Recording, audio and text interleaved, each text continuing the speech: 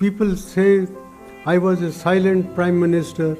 I think these volumes speak for themselves, and I don't want to boast about my goals or my achievements as the prime minister, but the events that took place are well described in these volumes, particularly the volume which deals with the Prime Minister speaks.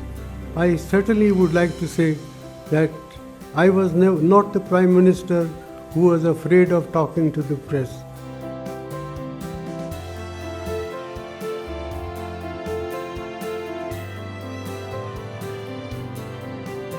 Bharat एक ऐसे संकट से जूझ रहा था जहां विदेशी मुद्रा भंडार लगभग समाप्त हो चुका था, महंगाई की दर बेकाबू हो गई थी और देश दिवालिया होने की कगार पर था।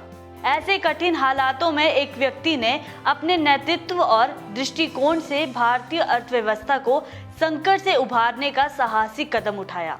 वे व्यक्ति थे डॉक्टर मनमोहन सिंह, जिन्हें भारतीय आर्थिक सुधारों का जनक माना जाता है।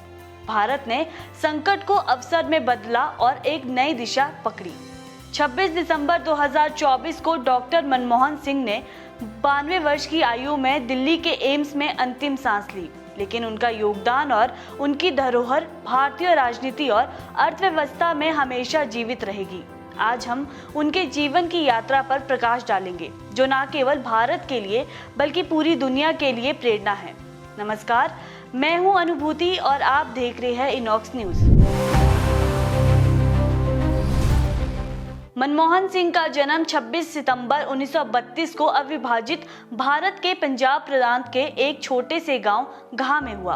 उन्होंने अपनी शिक्षा पंजाब यूनिवर्सिटी से की। साल 1952 में उन्होंने यहां से इकोनॉमिक्स में ग्रेजुएशन किया और साल 1954 में पोस्ट ग्रेजुएशन की डिग्री प्राप्त की।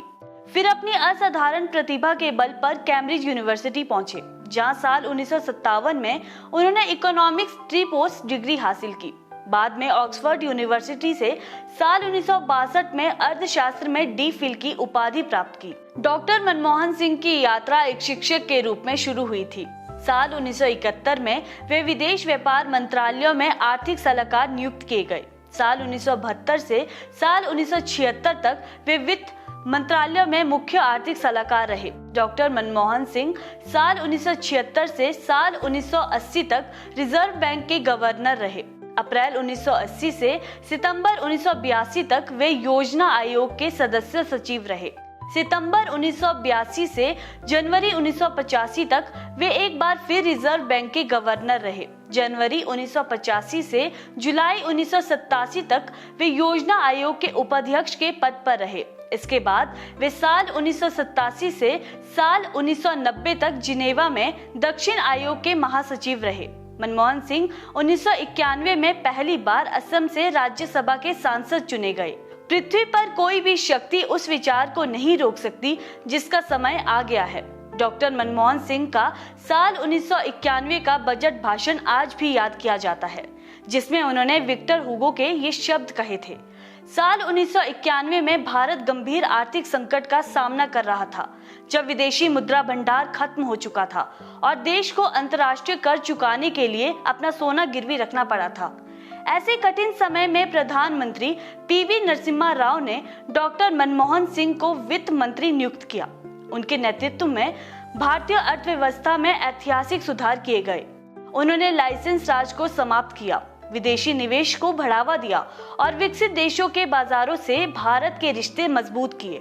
डॉक्टर मनमोहन सिंह की इन पहलों ने भारत को संकट से उभारकर एक नई दिशा दी और 1991 का साल भारतीय आर्थिक इतिहास में एक मील का पत्थर साबित हुआ। साल 2004 के लोकसभा चुनाव में कांग्रेस पार्टी को मिली जीत के बाद उन्होंने 14वें प्रधानमंत्री के रूप में शपथ ली।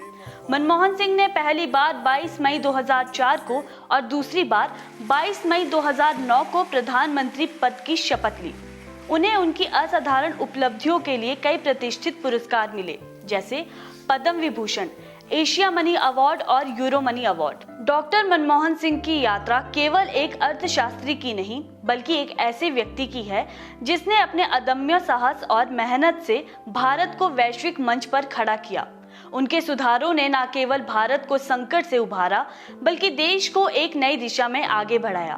बाकी देश और दुनिया की खबरों के लिए जुड़े रहिए इनॉक्स न्यूज के साथ। चैनल को सब्सक्राइब करना ना भूलें। नमस्कार।